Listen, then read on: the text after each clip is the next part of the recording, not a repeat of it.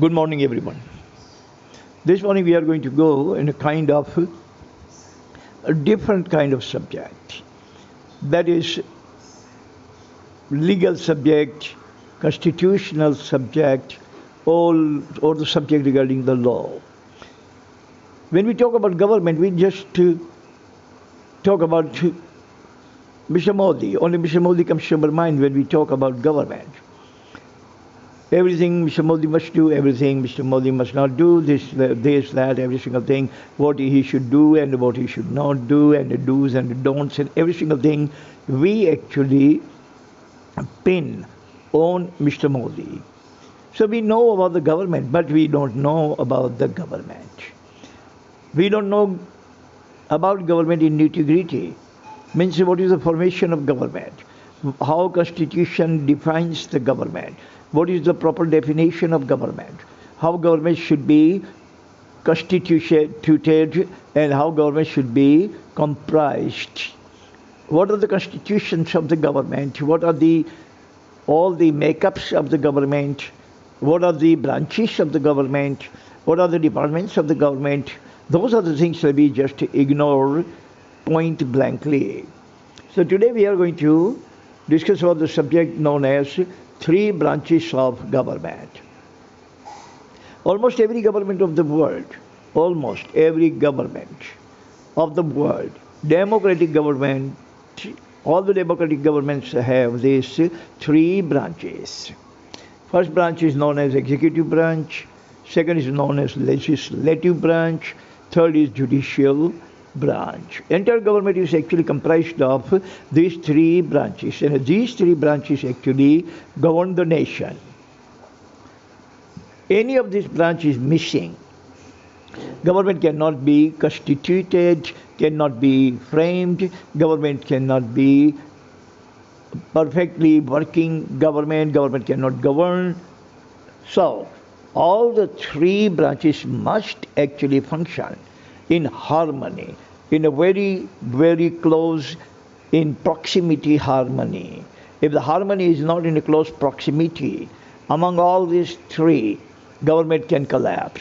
And that is why whenever the government collapses, like right now in Afghanistan, Syria, Libya, Iraq, all those places wherever the government is in disarray or government is in chaos, main thing is that out of three government, one, two, or all three branches do not function in harmony. If one branch does not function in harmony, chaos can be created, turmoil can be loose, and the government cannot function, nation cannot function, and all kinds of haywire can strike on the nation. So to elaborate this thing, we are going to go into first branch. That is called executive branch. Executive branch comprises of Prime Minister, President, all the ministers of different portfolios, all the policy makers like the cabinet members, governors, and all the bureaucrats everywhere in the nation. They all comprise executive branch. Executive branch is considered to be the most powerful branch that they actually govern the nation. Least of the nation to govern it is in the hands of the executive branch. But executive branch itself is controlled by legislative branch. Legislatures means lawmakers in the parliament. They are going to allow the executive branch members like Prime Minister and President to do what to do and do what not to do. These kind of orders, these kind of suggestions or recommendations or even mandamus come from the legislative branch. Legislative branch is second branch of the government, which comprises of members of parliament, member of upper house, lower house, all the lawmakers and guards safeguarding our constitutional rights. All the member of parliament sitting over there in the parliament, or 543 or 545, whatever the exact number is, these people actually follow the constitution, they read the tenets of the constitution, and they try to implement constitution in the nation. All the tenets of constitution, all the rights of the people should be given according to the constitution, and they make sure that executive branch, means the prime minister and the president and all other people like cabinet members and the ministers, they function within the tenets of the constitution, within the framework or within the contour of constitution. They actually watch out that every single thing in the nation moves within the contour of constitution, within the tenets of the constitution, within the law prescribed by constitution. And these are the people who implement that and also promulgate new laws. If there is a new law is needed in the nation, one of these lawmakers is going to introduce the law. Law would be tabled, law would be discussed, then there will be voting. Like in democracy, everything would be discussed, and after that voting, if clear majority is won by 67%, not 51%, 67%, that then that law becomes the law. It is inducted in our constitution and it becomes the law. Like we can say that mask mandate, that was not the law before COVID, but it became law after COVID because it was discussed and decided that every one of us must wear everywhere in the world a mask to protect ourselves and protect others. Lockdown was mandated and inducted in the Constitution, and accordingly, nobody can actually protest the government that we are not going to close our business.